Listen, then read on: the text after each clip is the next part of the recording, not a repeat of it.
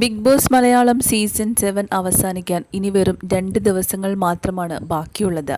Grand finale November 9 ഞായറാഴ്ചയാണ്. ആരായിരിക്കും big boss Malayalam season 7 വിജയി എന്ന് ഇപ്പോഴും പ്രേക്ഷകർക്ക് യാതൊരുവിധ പിടുത്തവും കിട്ടിയിട്ടില്ല.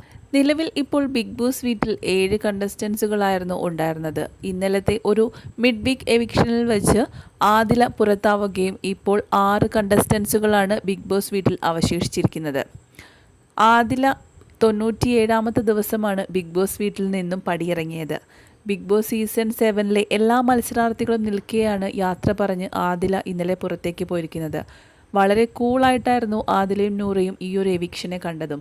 ഫോണൊക്കെ കിട്ടിയാൽ സൂക്ഷിച്ചും കണ്ടും കൈകാര്യം സൂക്ഷിക്കണം എന്ന് ആദിലയോട് നൂറ പ്രത്യേകം പറഞ്ഞയക്കുന്നുമുണ്ട്. ബാക്കി കാര്യങ്ങളെല്ലാം പുറത്ത് വന്നിട്ട് പറയാം. കാരണം വെറും 3 ദിവസങ്ങൾ മാത്രമാണല്ലോ പിന്നീട് അവർക്ക് പുറത്തിറങ്ങാനുള്ളത്. അതുകൊണ്ട് തന്നെ ഇത്ര ദിവസം ഒരുമിച്ച് നിൽക്കാനായതിൻ്റെ സന്തോഷത്തിലായിരുന്നു ആദിലയും നൂറയും ഉണ്ടായിരുന്നത്. എന്നാൽ ആദില പോയി പിന്നാലെ വളരെ ഡൗൺ ആയിട്ടാണ് നൂറയെ കാണാനായത്. അവൾ പോകുമെന്ന് അറിയാമായിരുന്നു എന്ന് ശൈത്യ ചോദിച്ചപ്പോൾ ഇതിന് സരിക എന്തോ പതുക്കെ ചെവിയിൽ പറയുന്നുണ്ട്. അനുമോൾക്കെതിരെ സംസാരിച്ചത് കൊണ്ടാണ് ഇപ്പോൾ പുറത്തു പോയത്. അങ്ങനെയായിരിക്കും പോയിട്ടുണ്ടാവുക. അത് വേറൊരു സൈഡാണല്ലോ. ഭാഗ്യം ഇപ്പോൾ പോയത്. കുറേ ദിവസം മുൻപായിരുന്നെങ്കിൽ ഞാൻ പെട്ടുപോയേനെ എന്നും നൂറ അപ്പോൾ പറയുന്നുണ്ട്. എല്ലാവരും നൂറയെ ആശ്വസിപ്പിക്കുന്നുമുണ്ടായിരുന്നു. എന്നാൽ ഇപ്പോഴിതാ ആദിലയ്ക്ക് തൊട്ടു പിറകെ നൂറയും പുറത്തായിരിക്കുന്നു എന്നൊരു വാർത്തയാണ് ഇപ്പോൾ പുറത്തു വന്നിരിക്കുന്നത്. ശരിക്കും ഈ ഒരു വാർത്ത പ്രേക്ഷകരെ ഞെട്ടിക്കുന്നതായിരുന്നു. കാരണം ടോപ്പ് 5-ൽ എത്തുമെന്ന് പ്രതീക്ഷിച്ചിരുന്ന ഒരു മത്സരാർത്ഥിയാണ് നൂറ. നൂറ ഇപ്പോൾ എവിക്റ്റ് ആയിരിക്കുന്നു എന്നാണ് ഇപ്പോൾ പുറത്തു വന്നിരിക്കുന്നത്. ആദിലയ്ക്ക് തൊട്ടു പിറകെയാണ് നൂറയും പുറത്തായിരിക്കുന്നത്.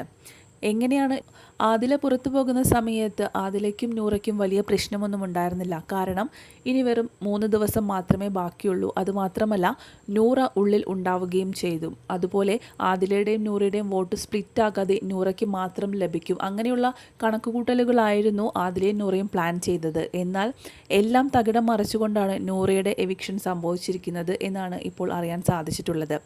ഏതായാലും നൂറയുടെ എവിക്ഷനിൽ പ്രേക്ഷകരും അതുപോലെ മത്സരാർത്ഥികളും എല്ലാവരും ഞെട്ടിയിരിക്കുകയാണ്. കാരണം ഒരിക്കലും പ്രതീക്ഷിച്ച ഒരു വ്യക്തിയായിരുന്നില്ല നൂറ. അനുമോൾക്കെതിരെ നൂറയും ആദിലയും ഉന്നയിച്ച ആ ഒരു പ്രസ്താവന വലിയൊരു നെഗറ്റീവ് ഇമേജ് തന്നെയാണ് നൂറയ്ക്കും ആദിലയ്ക്കും ഉണ്ടാക്കി കൊടുത്തിരിക്കുന്നത്. കൂടെ നിന്ന് ചതിച്ച കൂട്ടുകാരികളാണ് നൂറയും ആദിലയും എന്നാണ് പ്രേക്ഷകർ പറയുന്നത്.